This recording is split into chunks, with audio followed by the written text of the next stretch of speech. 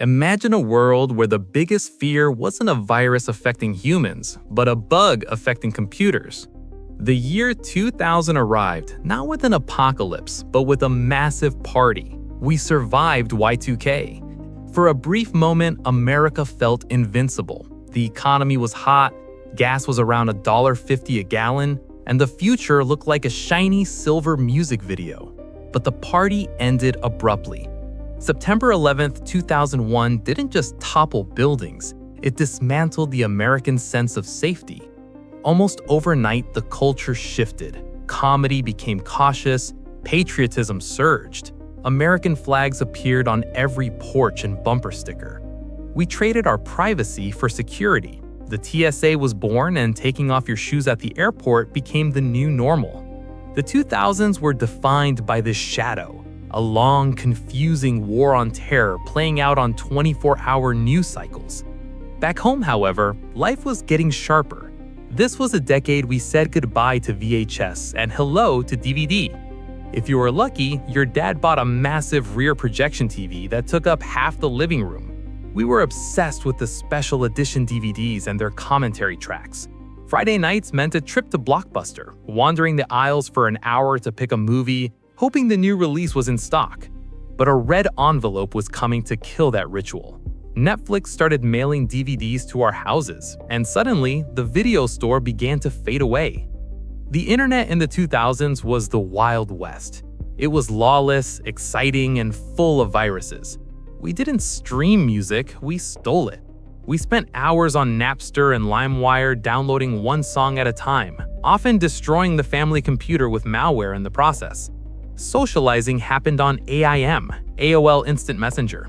You would rush home from school just to set your away message, cryptic song lyrics intended for your crush to see. Then came MySpace. We learned to code HTML just to make our profiles rain digital glitter.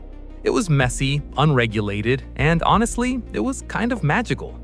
For gamers, the 2000s were arguably the golden age. The PlayStation 2 became the best-selling console of all time. We weren't playing online with headsets yet, we were playing Halo on the couch. 4 friends, split screen on one TV, screaming at each other. Then the PC world exploded with World of Warcraft, sucking millions of people into a virtual life. And by the mid-2000s, grandmas everywhere were bowling in their living rooms thanks to the Nintendo Wii. Gaming went mainstream. Out on the streets, American excess was peaking. The symbol of the era was the Hummer H2. A military vehicle repurposed for suburban moms to drive to soccer practice. We built McMansions, giant cookie-cutter houses in sprawling subdivisions. We were obsessed with brands. Abercrombie and Fitch logos were plastered across every chest in high school. And this was the decade Starbucks conquered America. Coffee went from a 50-cent drink to a $5 Frappuccino lifestyle accessory. Fashion was confused. On one side, you had the preps with popped collars. On the other, the emo scene exploded. Tight jeans, studded belts, and hair covering half your face. Celebrity culture was toxic and obsessive. Magazines hunted Britney Spears and Paris Hilton. Reality TV wasn't just entertainment, it was a mirror of our obsession with fame. We watched regular people eat bugs on Fear Factor and get fired by Donald Trump on The Apprentice. But the excess came at a price. In 2008, the House of Cards collapsed.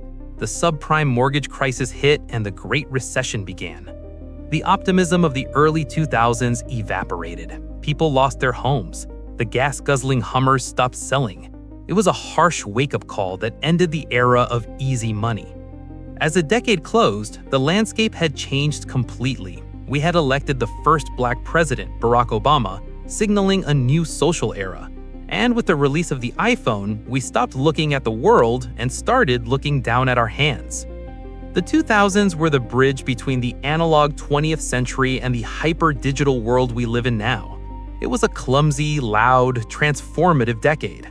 What do you miss most? The music, the lack of social media, or just the price of gas? Let me know in the comments below. Thanks for watching, and don't forget to subscribe.